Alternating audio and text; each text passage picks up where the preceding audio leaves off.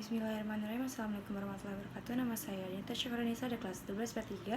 Di sini saya akan menjelaskan tentang perkembangan ilmu pengetahuan dan teknologi bangsa Indonesia pada era kemerdekaan. A. Revolusi Hijau. Revolusi hijau adalah perubahan besar dalam cara bercocok tanam dan cara tradisional menjadi cara modern sehingga dapat meningkatkan hasil produksi pertanian. Disponsori oleh Rockefeller Foundation, Norman Borlaug, ahli agronomi Amerika, menemukan varietas gandum unggul yang cocok dengan kondisi alam Meksiko. Berkat penemuan ini, Norman Borlaug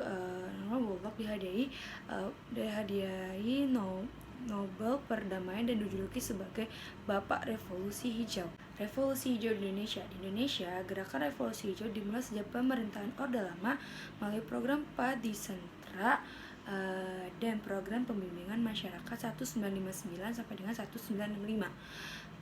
Program BIMAS kemudian berganti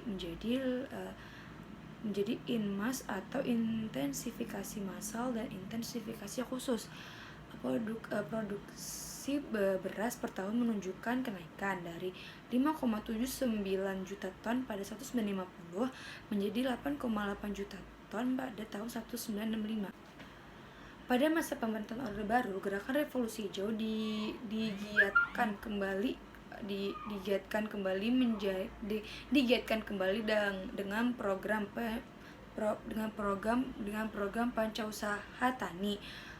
Selain program Pancausaha Tani, pemerintahan Orde Baru juga memulai gerakan transmigrasi pada Pelita. Selama masa pemerintahan Orde Baru, program Pelita sudah dilakukan sebanyak 6 kali sejak tahun 1974 hingga 1998 dengan menitik beratkan pada sektor pertanian. Pada 1988, Organisasi Pangan Dunia FAO memberikan penghargaan kepada pemerintah Indonesia karena berhasil mencapai swasembada dengan pajak tahun 1984. Pada masa revolusi dilakukan beberapa upaya revolusi hijau, antara lain dibentuknya gerakan mandiri Gema, termasuk gerakan mandiri hortikultura Tropikal Nusantara, Gema Hortina, menuju ketahanan hortikultura. Terus kedua, peningkatan produk pertanian padi dengan menggunakan sistem of rice intensification (SRI).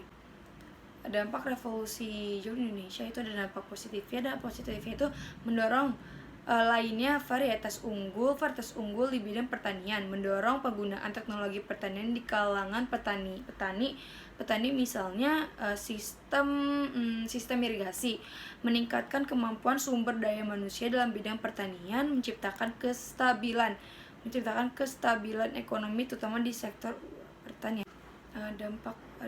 Dampak negatifnya itu petani yang belum siap dengan kemajuan teknologi akan tertinggal dengan penggunaan ilmu pengetahuan dan teknologi di bidang pertanian. 2. Penggunaan pupuk terus-menerus menyebabkan ketergantungan petani terhadap penggunaan pupuk.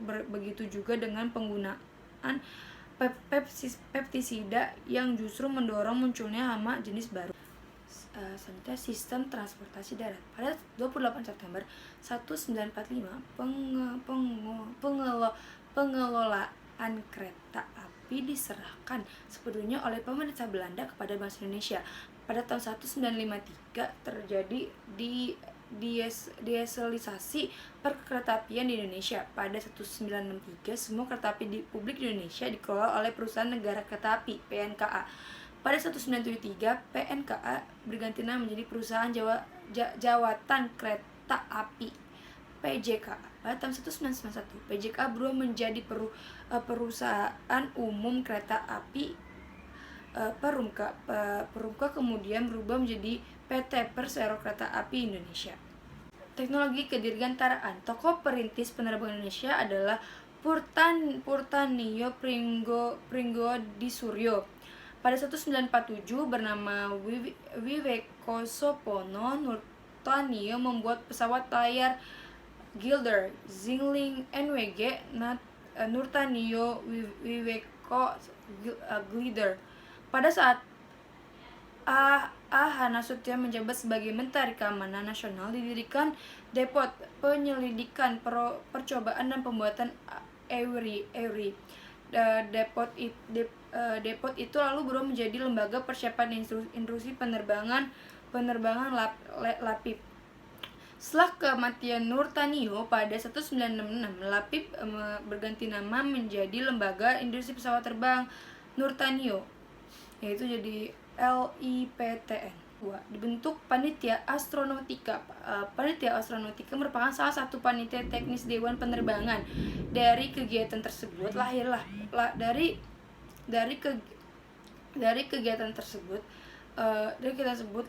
proyek Litbang Roket Ilmiah dan Militer Awal Prima Alfilasi Auri dan ITB pada 22 September 1962. Pada 27 November 1993 berdasarkan surat keputusan Presiden nomor 236 tentang formasi pembentukan 8 pemerintah mendirikan Lembaga Penerbangan dan Antariksa Nasional 8 merupakan lembaga pemerintahan.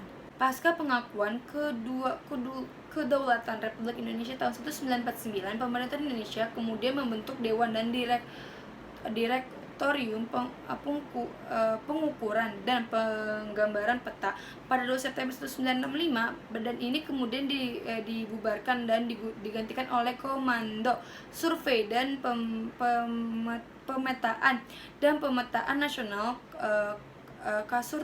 Kasurtanal dan Dewan Survei dan Pemetaan Nasional Desurtanal. Pada 17 Oktober 1969, pemerintah kemudian membentuk organisasi Bakosurtanal, Badan Koordinasi Teknologi Informasi dan Komunikasi. Telegrafon mulai digunakan pemerintah Hindia Belanda untuk memudahkan komunikasi Batavia ke Bogor pada 1855. Sementara itu teknologi komunikasi berupa telepon lokal sudah digunakan terlebih dahulu pada tahun 1882. Pada Juli 1909, Jakarta ada surat kabar menggunakan BMI-Petera yang dipimpin Sultan Muhammad Salim. Medan Prijaji di Bandung yang munculnya hampir bersamaan dengan lahirnya Budi Utomo. Radio pertama yang ada di Indonesia adalah Batavia Radio Vereniging atau BRV pada 16 Juli 1925. Pada masa pendudukan Jepang membentuk Badan Pengawasan Siaran Radio. Sultan Syahrir berhasil menyadap siaran radio sekutu dengan kemajuan teknologi informasi dan komunikasi tentang berita kekalahan Jepang dalam Perang Asia Pasifik.